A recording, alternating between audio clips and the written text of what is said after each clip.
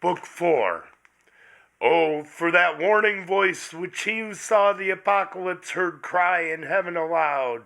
Then when the dragon put to second rout came furious down upon to be revenged on men. Woe to the inhabitants of earth!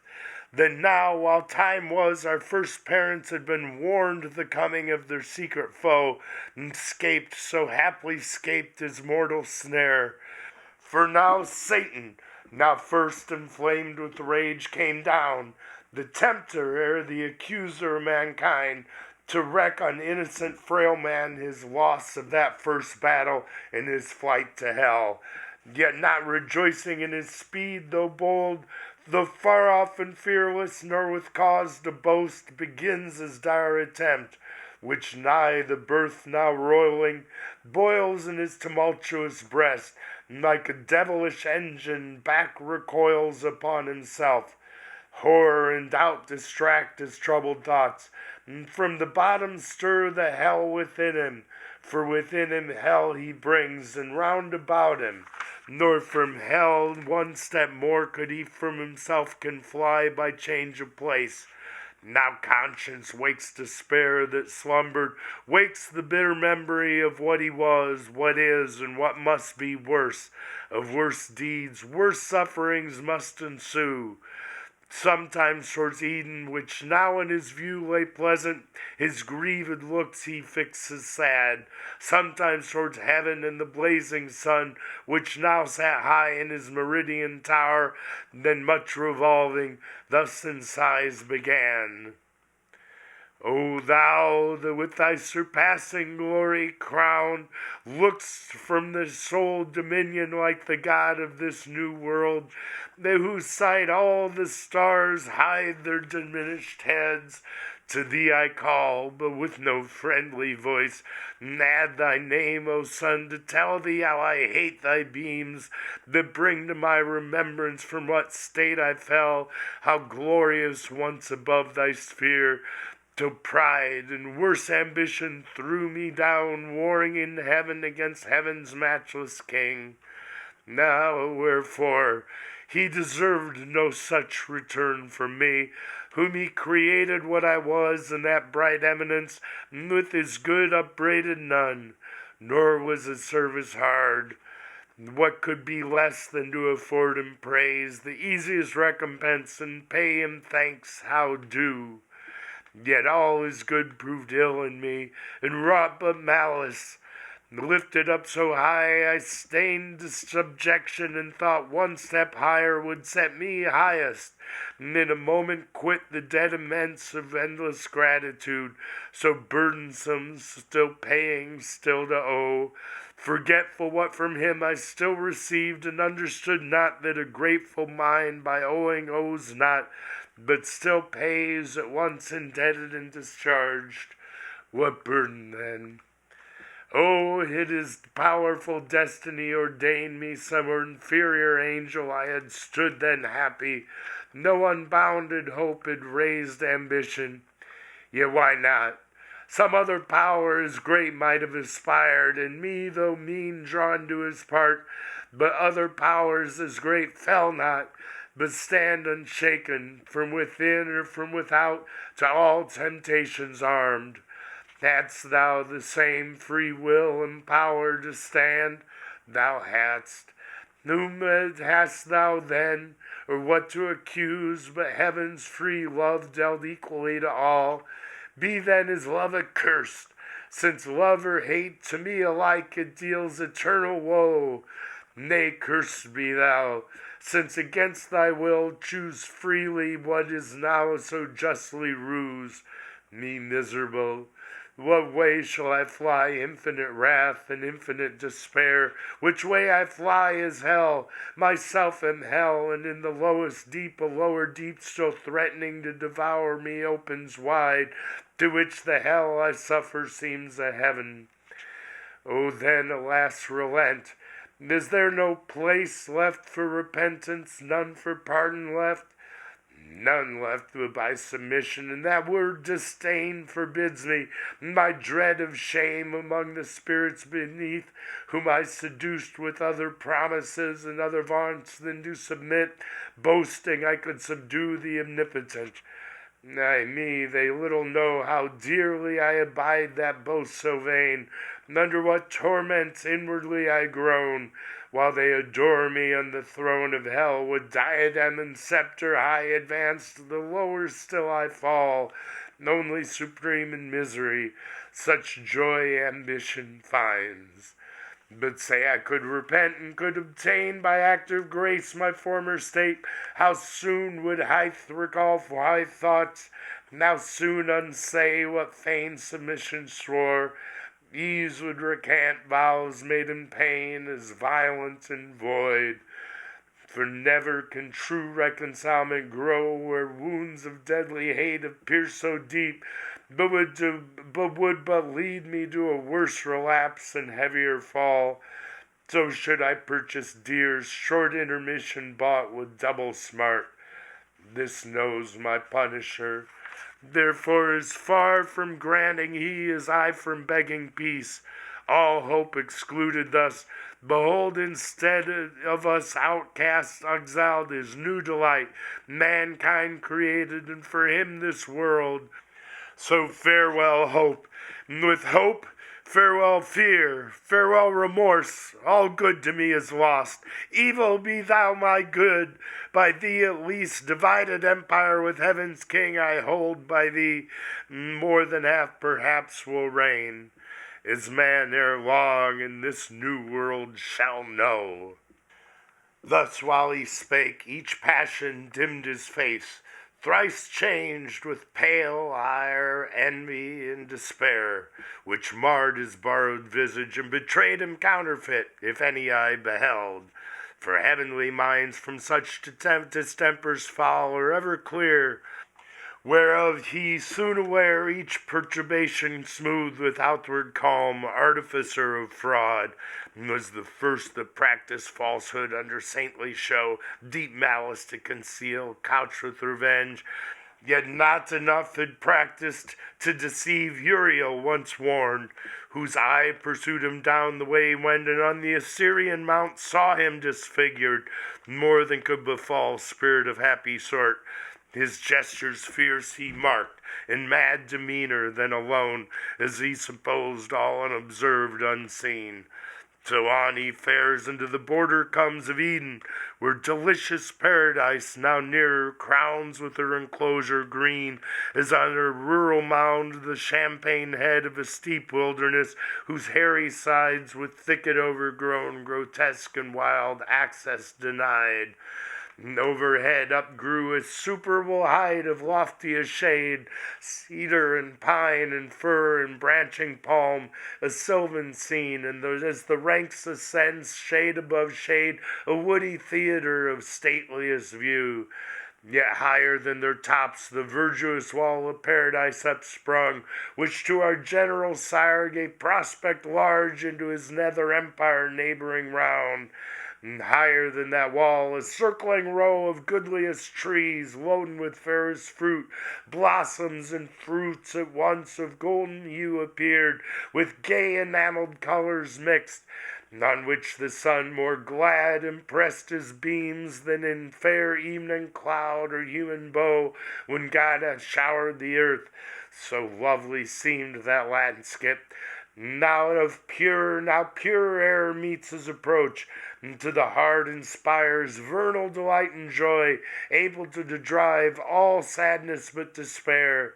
Now gentle gales, fanning their odoriferous wings, dispense native perfumes, and whisper whence they stole those balmy spoils, as when to them who sail beyond the Cape of Hope, and now are past Mozambique, off at sea northeast winds blow Sabian odors from the spicy shore of Araby the blest. With such delay, well pleased, they slack their course. Many a league cheered with the grateful smell old ocean smiles. So entertain these odorous sweets the fiend who came their bane, though with them better pleased than Asmodeus with the fishy fume that drove him, though enamored from the spouse of Tobit's son, and with the vengeance sent from Medea post to Egypt, there fast bound. Now to the ascent of that steep savage hill Satan had journeyed on, pensive and slow, but further way found none, so thick entwined as one continued brake, the undergrowth of shrubs and tangling bushes had perplexed all path of man or beast that passed that way. One gate there only was, and that looked east on the other side, which when the arch-felon saw due entrance he disdained, and in contempt at one slight bound high overleaped all bound of hill or highest wall, and sheer within lights on his feet. As when a prowling wolf, whom hunger drives to seek new haunt for prey, watching where shepherds pen their flocks at eve and hurled coats amid the field secure, leaps over the fence with ease into the fold, there is a thief bent on hoard the cash of some rich burgher, whose substantial doors, cross-barred and bolted fast, fears no assault, in at the window climbs or o'er the tiles. So clomb this first grand thief into God's fold, so since into his church lewd hirings climb. Thence up he flew, and on the tree of life, the middle tree and highest there that grew, sat like a cormorant. Yet not life there bare grain, but sat devising death to them who lived, nor on the virtue thought of that life-giving plant, but only used for prospect, what well used had been the pledge of immortality. So little knows any but God alone to value right the good before him, but perverts best things to worse abuse or to their meaner use. Beneath him with new wonder now he views to all delight of human sense exposed in narrow room nature's whole wealth, yea more, a heaven on earth. For blissful paradise of God the garden was, by him in the east of Eden planted. Eden stretched her line from Arnon eastward to the royal towers of great Seleucia, built by the Grecian kings, or where the sons of Eden long before dwelt in Telassar. In this pleasant soil his far more pleasant garden God ordained. Out of the fertile ground he caused to grow all trees of noblest kind for sight, smell, taste. And all amid them stood the tree of life, high eminent, blooming ambrosial fruit of vegetable gold. Next to life or death, the tree of knowledge grew fast by, knowledge of good brought here by knowing ill. Southward through Eden went a river large, nor changed his course, but through the shaggy hill passed underneath engulfed. For God had thrown that mountain as his garden mold high raised upon the rapid current, which through veins of porous earth with kindly thirst updrawn rose a gold fresh fountain, and with many a rill watered the garden. Thence united fell down the sleep glade, met the nether flood, which from this darksome passage now appears, now divided into four main streams, runs diverse, wandering many a famous realm and country, whereof here needs no account, but rather to tell how, if art could tell, how from that sapphire fount the crisped brooks, rolling on orient pearl and sands of gold, with mazy air under pendant shades, ran nectar, visiting each plant, and fed flowers worthy of paradise, which not nice art in beds and curious not, but nature boon poured forth profuse on hill and dell and plain, both where the morning sun first warmly smote the open field, and where the unpierced shade embrowned the noontime bowers. Thus was the place, a happy rural seat of various view, groves whose rich trees wept odorous gums and balm, others whose fruit burnished with golden rind hung amiable, Hesperian fables true, if true here only, and of delicious taste, Betwixt them lawns or level downs, and flocks grazing with the tender herb were interposed, or palmy hillock, or the flowery lap of some irrigous valley spread her store, flowers of all hue, and without thorn the rose. Another side, umbrageous grots and caves of cool recess, o'er which the mantling vine lays forth her purple grape, and gently creeps luxuriant. Meanwhile, murmuring waters fall down the slope hills, dispersed, or in a lake that to the fringed bank with myrtle crowned or crystal mirror holds, unite their streams. The birds their choir apply, airs, vernal airs, breathing the smell of field and grove, attune the trembling leaves, while universal Pan, knit with the graces and the hours and dance, led on the eternal spring. Not that fair field of Enna, where Proserpine, gathering flowers, herself a fair flower, by gloomy Dis was gathered, which cost Ceres all that pain to seek her throughout the world, nor that sweet grove of Daphne Baerantes in the inspired Castalian spring might with this paradise of Eden strive, nor that Nicean isle girt with the river Triton, where old Cham, who Gentiles call Ammon, and Libyan Jove, hid Amalthea and her florid son, young Bacchus, from his stepdame Rhea's eye, nor where Abyssine kings their issue guard, Mount Amara, though this by some supposed true paradise unto the Ethiop line by Nilus head, enclosed with shining rock, a whole day's journey nigh, but wide remote from this Assyrian garden, where the fiend saw delighted all delight, all kind of living creatures, new to strite and strange, two of far nobler shape, erect and tall, godlike erect, with native honor clad in naked majesty, seemed lords of all, worthy seemed, for in their looks divine the image of their glorious Maker shone, truth, wisdom, sanctitude severe and pure, severe but in true filial freedom placed, whence true authority in men, though pure and equal as their sex not equal seemed.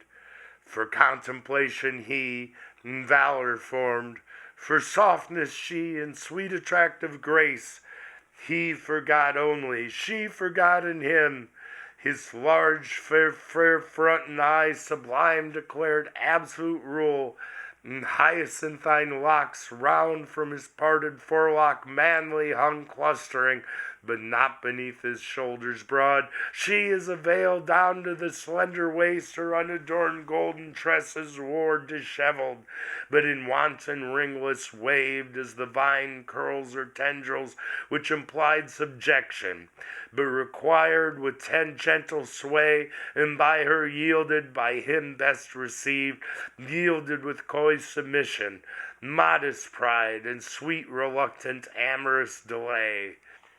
Nor those mysterious parts were then concealed. Then was not guilty shame, dishonest shame of nature's worth, honor dishonorable, sin bred. How have you troubled all mankind with shows instead, mere shows of seeming pure, and banished from man's life his happiest life, simplicity and spotless innocence? So passed they naked on, nor shunned the sight of God or angel, for they thought no ill.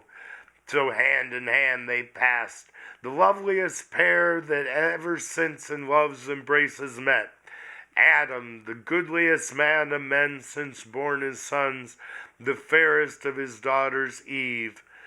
Under a tuft of shade that on a green stood whispering soft, by a fresh fountain side they sat them down, And after no more toil of their sweet garnering labor than sufficed to recommend cool zephyr, made ease more easy, wholesome thirst and appetite more grateful, to their supper fruits they fell, nectarine fruits which the compliant boughs yielded them, sidelong as they sat reclined on the soft downy bank damasked with flowers.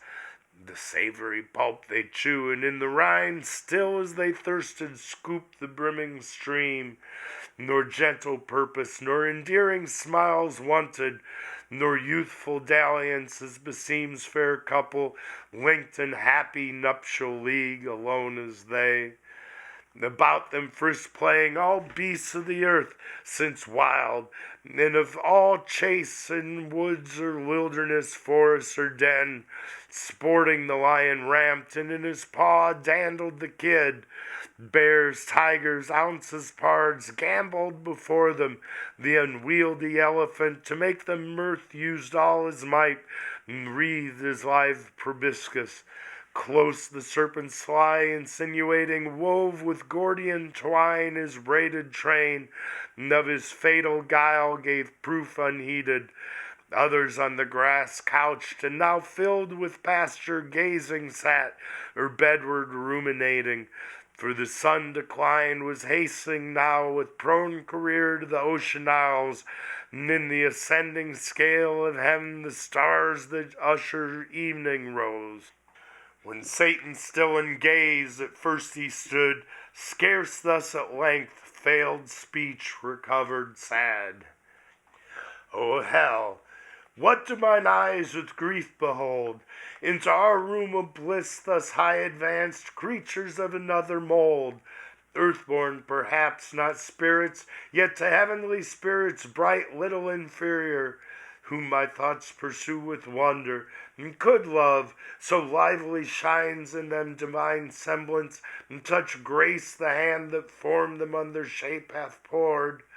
Now, gentle pair, ye little think how nigh your change approaches, when all these delights will vanish and deliver ye to woe. More woe, the more your taste is now of joy.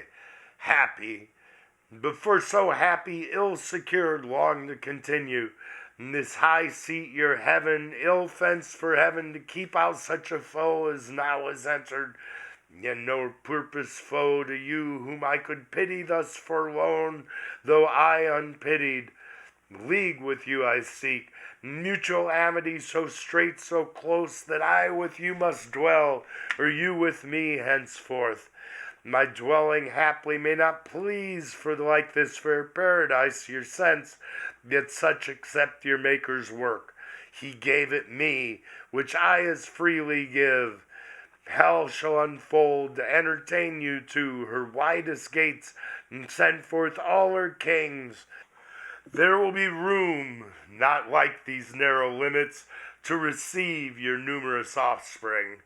If no better place, thank him who puts me loads of this revenge on you who wrong me not for him who wronged. And should I at your harmless innocence melt, as I do, yet public reason just, honor and empire with revenge enlarge, by conquering this new world, compels me now to do what else, though damned, I should abhor. So spake the fiend, and with necessity the tyrant's plea excused his devilish deeds. Then from his lofty stand on that high tree down he alights among the sportful herd of those fourfold kinds, himself now one, now other, as their shape served best as end, near to view as prey. None espied to mark what of their estate he might learn by word or action marked. About them round a lion now he stalks with fiery glare, then is a tiger, who by chance hath spied in some purlieu and two gentle fawns at play. Straight couches close, then rising changes oft his couchant watch, as one who chose his ground, whence rushing he might surest seize them both gripped in each paw. When Adam first of men to first of women Eve thus moving speech, turned him all ear to hear new utterance flow. So, partner, and sole part of all these joys, dearer thyself than all. Needs must the power that made us, and for us this ample world, be infinitely good, and of his good as liberal and free as infinite, that raised us from the dust and placed us here in all this happiness, who at his hand have nothing merited, nor can perform aught whereof he hath need, he who requires from us no other service than to keep this easy charge, of all the trees in paradise that bear delicious fruit so various, not to taste that only tree of knowledge, planted by the tree of life. So near grows death to life, whatever death is, some dreadful thing, no doubt. For well thou knowest, God hath pronounced it death to taste that tree. The only sign of our obedience, left among so many signs of power and rule conferred upon us, and dominion given over all other creatures that possess earth, air, and sea. Then let us not think hard one easy prohibition, who enjoy free leave so large to all things else, and choice unlimited of manifold delights. But let us ever praise him and extol his bounty, following our delightful task to prune these growing plants and tend these flowers, which were toilsome, yet with thee were sweet.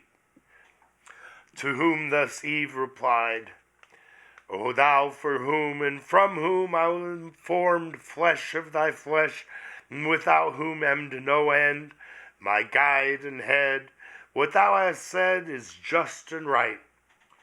For we to him indeed all praises owe, and daily thanks. I chiefly who enjoy so far the happier lot, enjoying thee preeminent by so much odds, while thou, like consort to thyself, canst nowhere find. That day I oft remember, when from sleep I first awaked, and found myself reposed under a shade on flowers, much wondering where and what I was, whence thither brought, and how. Not distant far from thence a murmuring sound of waters issued from a cave, and spread into a liquid plain, then stood unmoved, pure as the expanse of heaven. I thither went with unexperienced thought, and laid me down on the green bank to look into the clear, smooth lake that to me seemed another sky. And as I bent down to look, quite out just opposite, a shape within the watery gleam appeared, bending to look on me. And I stared back. It started back, but pleased I soon returned. Pleased it returned as soon with answering looks of sympathy and love. There I had fixed mine eyes till now, and pined with vain desire, and not a voice thus warned me. What thou seest there, fair creature, is thyself. With thee it came and goes. But follow me, and I will bring thee where no shadow stays thy coming, and thy soft embraces, he whose image thou art, him thou shalt enjoy inseparably thine. To him shalt thou bear multitudes like thyself, and thence be called mother of human race. What could I do but follow straight, invisibly thus led, till I espied thee, fair indeed and tall, under a platen, yet methought less fair, less winning soft, less amiably mild, than that smooth watery image. Back I turned, thou following criedst aloud, Return, fair Eve, whom fliest thou? Whom thou fliest, of him thou art, his flesh, his bone, to give thee being I went out of my side to thee, nearest my heart, substantial life, to have thee by my side henceforth, my individual solace dear. Part of my soul I seek thee, and thee claim my other half. With that thy gentle hand seize mine. I yielded, and from that time see how beauty is excelled by manly grace and wisdom, which alone is truly fair. So spake our general mother, and with eyes of conjugal attraction unreproved and meek surrender, half embracing, leaned on our first father, half her swelling breasts naked met his under the flowing gold of her loose tresses hid. He in delight both of her beauty and submissive charms smiled with superior love, as Jupiter on Juno smiles when he impregns the clouds that shed mayflowers, and pressed her matron lip with kisses pure. Aside the devil turned for envy, yet with jealous leer malign as eyed them askance, and to himself thus plained. A sight hateful, sight tormenting. Thus these two imparadised in one another's arms, the happier Eden, shall enjoy their fill of bliss on bliss, while I to hell am thrust, where neither joy nor love, but fierce desire, among other torments, not the least, still unfulfilled with pain of longing pines. Yet let me not forget what I have gained from their own mouths. All is not theirs, it seems. One fatal tree there stands of knowledge called, not forbidden them to taste. Knowledge forbidden? Suspicious, reasonless. Why should their Lord envy them that? Can it be sin to know? Can it be death? Do they only stand by ignorance? Is that their happy state? The proof of their obedience and their faith? O firm foundation laid whereon to build their ruin. Hence I will excite their minds with more desire to know, and to reject envious commands, invented with design to keep them low, whom knowledge might exalt equal with gods. And aspiring to be such, they taste and die. What likelier can ensue? But first with narrow search I must walk round this garden, and no corner leave unspied. A chance, but chance, may lead where I may meet some wandering spirit of heaven by fountain side, in thick shade retired, from him to draw what further would be learned. Live while ye may, yet happy pair, enjoy till I return short pleasures, for long woes are to succeed. So saying, with proud step he scornful turned, but with sly circumspection, and began through wood, through waste, or hill, or dale, his roam. Meanwhile, in utmost longitude, where heaven with earth and ocean meets, the setting sun slowly descended, and with right aspect against the eastern gate of paradise leveled his evening rays. It was a rock of alabaster, piled up to the clouds, conspicuous far, winding with one ascent accessible from earth, one entrance high. The rest was craggy cliff, that overhung, still as it rose, impossible to climb. Betwixt these rocky pillars Gabriel sat, chief of the angelic guards, awaiting night. About him exercised heroic games the unarmed youth of heaven, but nigh at hand celestial armory, shields, helms, and spears hung high with diamond flaming and with gold. Thither came Uriel, gliding through the even on his sunbeam, swift as a shooting star in autumn thwarts the night, when vapors flared and pressed the air, and shows the mariner from what point of his compass to beware impetuous winds. He thus began in haste. Gabriel, to thee thy course by lot hath given, charged in strict watch that to this happy place no evil thing approach or enter in. This day at height of noon came to my spirit, zealous as it seemed to know more of the Almighty's works, and chiefly man, God's latest image. I described his way, bent on all speed, and marked his airy gait. But in the mount he lies from Eden north where he lighted, soon discerned his looks alien from heaven, with passions foul obscured. Mine eye pursued him still, but under shade lost sight of him. Not one of the banished crew, I fear, hath ventured from the deep to raise new troubles. Him thy care must be to find. To whom the winged warrior thus returned, Uriel, no wonder if thy perfect sight amid that sun's bright circle where thou sitst, see far and wide. In at this gate none pass, the vigilance here placed, but such as come well known from heaven, and since meridian hour no creature thence, if spirit or other sort so minded, have overleaped these earthly bounds on purpose, hard thou knowest to exclude spiritual substance with corporeal bar. But if within the circuit of these walks, in whatsoever shape ye lurk, of whom thou tellest, by morrow dawning I shall know. So promised he, and Uriel to his charge returned on that bright beam, whose point now raised bore him slope downward to the sun now fallen beneath the Azores, whither the prime orb incredible how swift had thither rolled diurnal, or this less voluble earth by shorter flight to the earth had left him there arraying with reflected purple and gold the cloud that on his western throne attend. Now came still evening on, and twilight gray had in her sober livery all things clad. Silence accompanied, for beast and bird, they to their grassy couch, these to their nests were slunk, all but the wakeful nightingale. She all night long her amorous descant sung. Silence was pleased. Now glowed the firmament with living sapphires.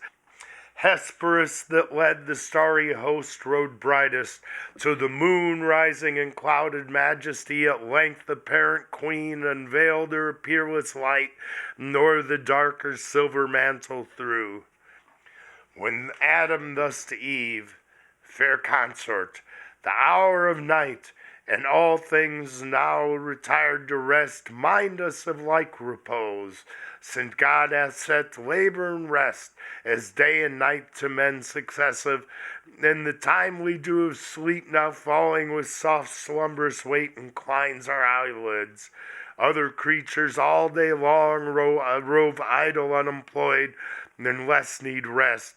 Man hath his daily work of body or mind appointed, which declares his dignity, in the regard of heaven and all his ways, while other animals on active range, and of their doings God takes no account. Tomorrow, ere fresh morning streak the east with first approach of light, we must be risen, and that our pleasant labor to reform yon our flowery arbors, yonder alleys green, our walk at noon with branches overgrown, that mock our scant manuring, and require more hands than ours to lop their wanton growth. Those blossoms also, and those dropping gums that lie bestrown unsightly and unsmooth, ask riddance, if we mean to tread with ease. Meanwhile, as nature wills, night bids us rest. To whom thus Eve with perfect beauty adorned, my author and disposer, what thou bidst unargued I obey. So God ordains, God is thy law, thou mine. To know no more is woman's happiest knowledge and her praise. With thee conversing I forget all time, all seasons and their change, all please alike. Sweet is the breath of morn, her rising sweet, with charm of earliest birds. Pleasant the sun when first on this delightful land he spreads his orient beams, on herb, tree, flute, and flower, glistening with dew. Fragrant the fertile earth after soft showers, and sweet the coming on of grateful evening mild, and then silent night with this her solemn bird and this fair moon, and these gems of heaven her starry train. But neither breath of morn when she ascends, but charm of earliest birds, nor rising sun on this delightful land, nor herb, fruit, flower, glistening with dew, nor fragrance after showers, nor grateful evening mild, nor silent night with this her solemn bird, nor walk by moon, or glittering starlight without thee is sweet. But wherefore all night long shine these, for whom this glorious sight, when sleep hath shut all eyes? To whom our general ancestor replied, Daughter of God and man, accomplished Eve, those to their course to finish round the earth by tomorrow evening, and from land to land in order, though to nations yet unborn ministering light prepare, they set and rise. lest total darkness should by night regain or told possession, and extinguish life in nature and all things, which these soft fires not only enlighten, but with kindly heat of various influence foment and warm, temper and nourish, and part shed down their stellar virtue on all parts, all kinds that grow on earth, made hereby apter to receive perfection from the sun's more potent ray. These, then, though unbeheld and deep of night, shine not in vain, nor think, though men were none, that heaven would want spectators, God want praise. Millions of spiritual creatures walk the earth unseen, both when we wake and when we sleep. All these with ceaseless praise his works behold, both day and night. How often from the steep of echoing hill or thicket have we heard celestial voices to the midnight air, sole or responsive each other's note, singing their great Creator. Oft in bands, whilst they keep watch, or nightly rounding walk, with heavenly touch of instrumental sounds and full harmonic number join, their songs divide the night, and lift our thoughts to heaven. Thus talking hand in hand, alone they passed on to their blissful bower. It was a place chosen by the sovereign planter, when he framed all things to man's delightful use. The roof of thickest covert was inwoven shade, laurel and myrtle. The higher grew of firm or fragrant leaf. On either side acanthus, and each odorous bushy shrub fenced up the verdant wall.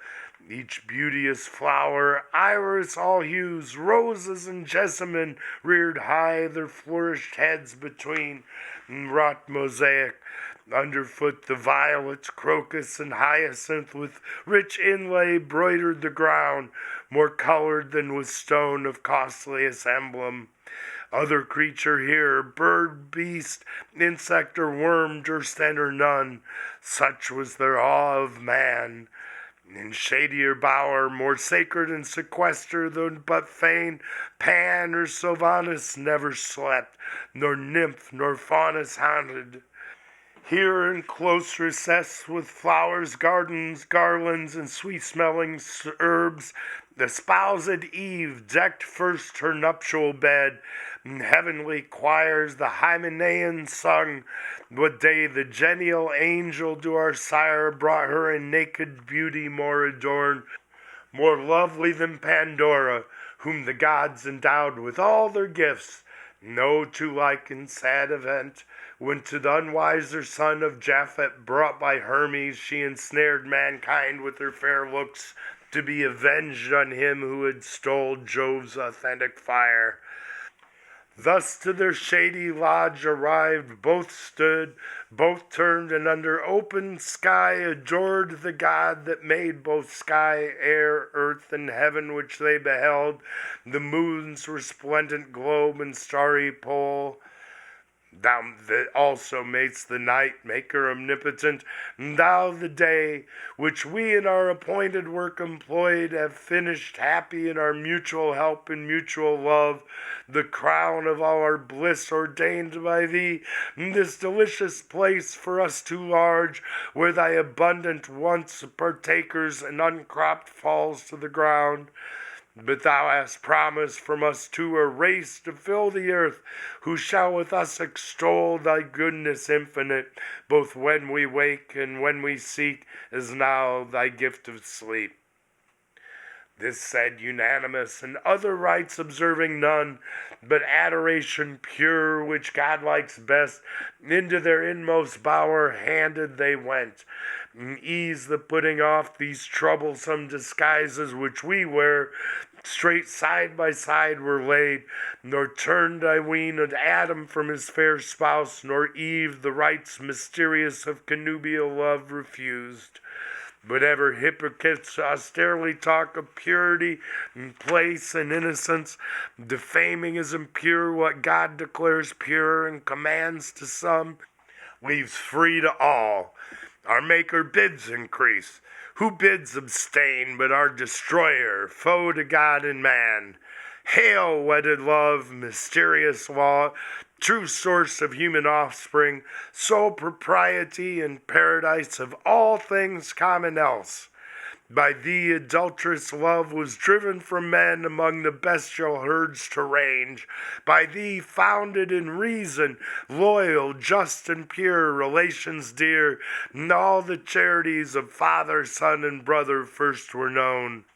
Far be it that I should write thee sin or blame, nor think thee unbefitting holiest place, perpetual fountain of domestic sweets, whose bed is undefiled and chaste pronounced, past or present, as saints and patriarchs used.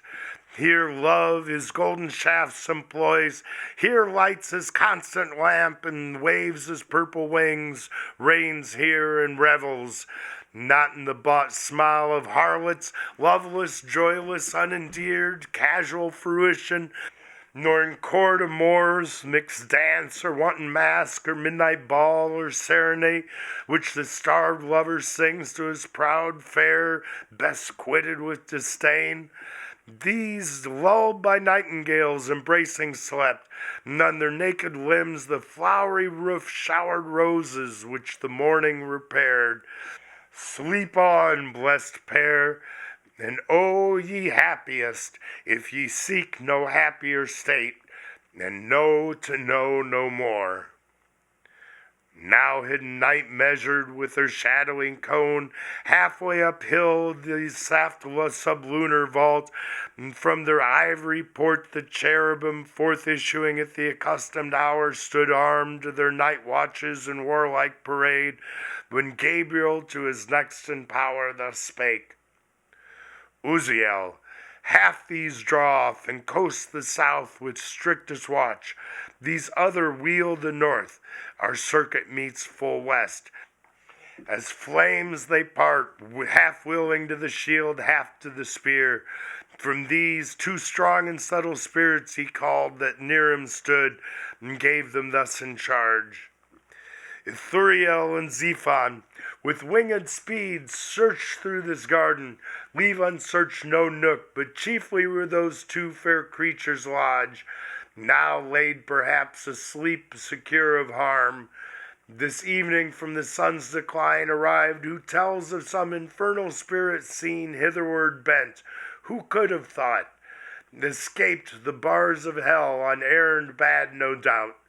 Such where you find, seize fast, and hither bring. So saying, on he led his radiant fowls, dazzling the moon. These to the bower direct, in search of whom they sought.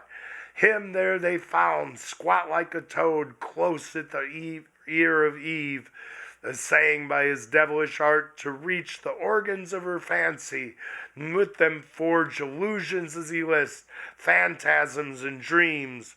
Or if inspiring venom he might taint the animal spirits from which pure blood arise, the like gentle breaths from rivers pure, thence raise at least distempered, discontented thoughts, vain hopes, vain aims, inordinate desires, blown up with high conceits, engendering pride. Him thus intent Ithuriel with his spear touched lightly, for no falsehood can endure touch of celestial temper, but returns of force to its own likeness. Up he starts, discovered and surprised. As when a spark lights on a heap of nitrous powder, laid fit for the ton, some magazine to store against a rumored war, the smutty grain with sudden blaze diffused inflames the air. So started up by his own shape the fiend. Back stepped those two fair angels, half amazed, so sudden to behold the grisly king, yet unmoved with fear, accost him soon. Which of those rebellous spirits adjust to hell comest thou, escape thy prison and transformed?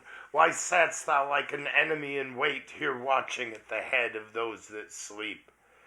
Know ye not then, said Satan, filled with scorn, know ye not me? Ye knew me once no mate for you, there sitting where ye durst not soar, Not to know me argues yourselves unknown, the lowest of your throng. Or if ye know, why ask ye? Superfluous begin your message, like to end as much in vain. To whom thus Xephon answering scorn was scorn. Think not, revolted spirit, thy shape the same, or undiminished brightness to be known as when thou stoodst in heaven upright and pure. That glory then, when thou was no more wast good, departed from thee. Thou resemblest now thy sin in place of doom obscure and foul. But come, for thou be sure shall give account to him who sent us, whose charge is to keep this place inviolable, these from harm.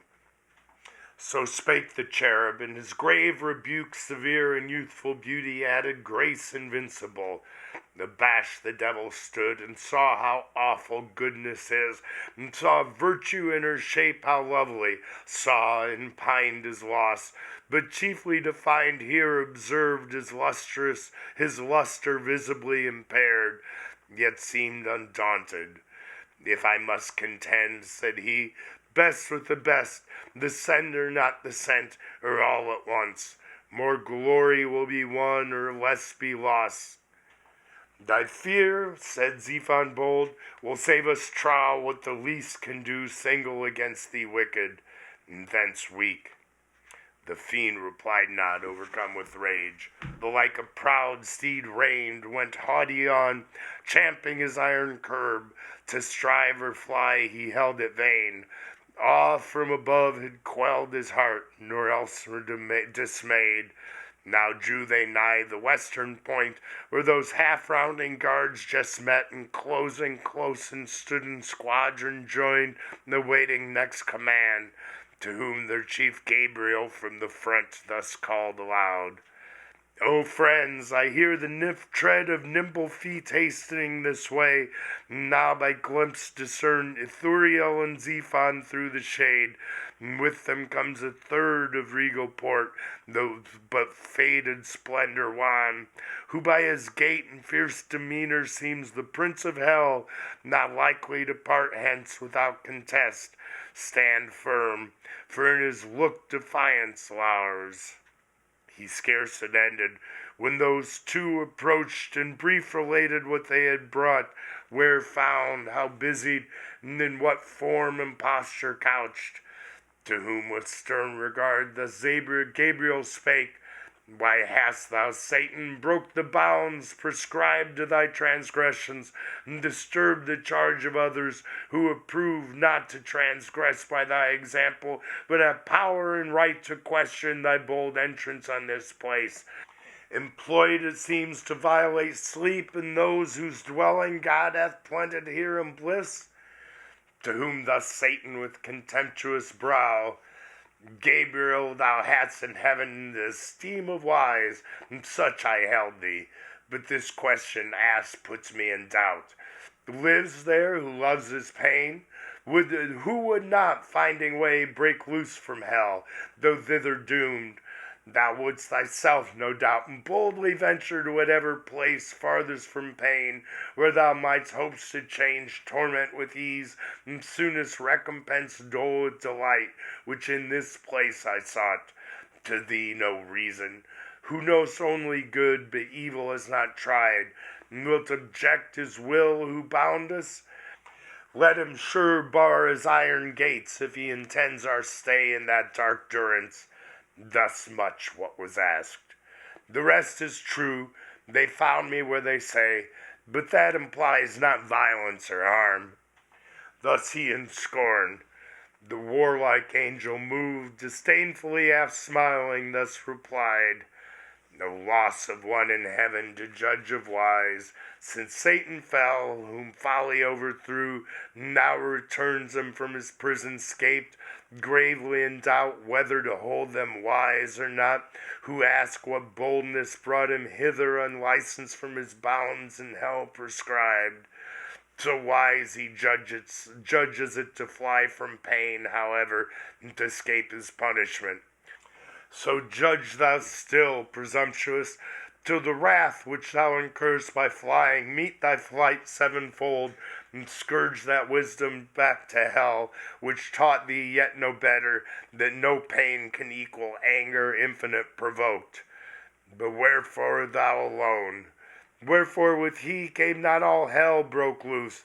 Is pain to them less pain, less to be fled, or thou than they, less hardy to endure? Courageous chief, the first in flight from pain, hadst thou alleged to thy desert host this clause of flight, then surely thou hast not come sole fugitive. To which the fiend thus answered, frowning stern, not that I less endure, shrink from pain, insulting angel. Well thou knowest I stood thy fiercest, when in battle to thy aid the blasting volleyed thunder made all speed and seconded thy else not dreaded spear. But still thy words at random, as before, argue thy inexperience. What behooves, what's hard to say's an ill successes past, a faithful leader, not to hazard all through ways of danger by himself untried. I, therefore, I alone first undertook to wing the desolate abyss, and spy this new created world, whereof in hell fame was not silent, here and hope to find better abode, my afflicted powers to settle here on earth or in mid-air.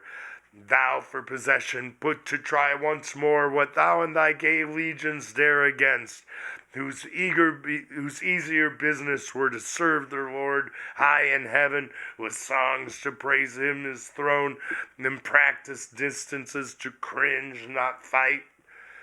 To whom the warrior angel thus soon replied, to say and straight unsay, pretending first wise to fly pain, professing next the spy, argues no leader, but a liar traced Satan. And couldst thou faithful add? O name, O sacred name of faithfulness profaned. Faithful to who? To thy rebellious crew? Army of fiends, fit body to fit head. Was this your discipline and faith engaged, your military obedience, to dissolve allegiance to the acknowledged power supreme? Thou sly hypocrite, who now would seem patron of liberty, who more than thou once fawned and cringed and servilely adored heaven's awful monarch. Wherefore but in hope to dispossess him, and thyself to reign. But mark what I rede thee now, avaunt, fly thither whence thou fledst. If from this hour within these hallowed limits thou appear, back to the infernal pit I drag thee chained, and seal thee so, as henceforth not to scorn the facile gates of hell too lightly barred. So threatened he. But Satan to no threats gave heed, but waxing more in rage replied, then when I am thy captive talk in chains, proud limitary cherub, but ere then far heavier load thyself expect to feel from my prevailing arm, though heaven's king ride on thy wings, and thou with thy compeers used to the yoke, drawest his triumphant wheels in progress through the road of heaven's star paved. While thus he spake, the angelic squadron bright turned fiery red, sharpening in moon horns their phalanx, and began to hem him round with ported spears, as thick as when a field of Ceres ripe for harvest waving bends her bearded grove of ears, which way the wind sways them. The careful ploughman doubting stands, lest on the threshing hold floor his hopeful sheaves prove chaff. On the other side Satan, alarmed, collecting all his might dilated stood, like Tenerife or Atlas unremoved. His stature reached the sky, and on his crest sat horror plumed, nor wanted in his grasp what seemed both spear and shield. Now dreadful deeds might have ensued, not only paradise in this commotion, but the starry cope of heaven perhaps, though all the elements alas had gone to rack, disturbed and torn with violence of this conflict. Not soon the eternal, to prevent such horrid fray, hung forth in heaven his golden scales, yet seen between Astrea and the scorpion sign, wherein all things first created he weighed, the pendulous round earth with balanced air and counterpoise, now ponders all events, battles, and realms, In these he puts two weights, the sequel each of parting and of fight. The latter quick up flew and kicked the beam, which Gabriel spying thus bespake the fiend. Satan, I know thy strength, and thou knowest mine, neither our own be given. What folly then to boast what arms can do, since thine no more than heaven permits, nor mine, though doubled now to trample thee as mire. But proof look up, and read thy lot in yon celestial sign, wherein that thou art weighed, and shown how light, how weak, if thou resist. The fiend looked up and knew his mounted scale aloft, no more, but fled murmuring, and with him fled the shades of night. The end of the fourth book.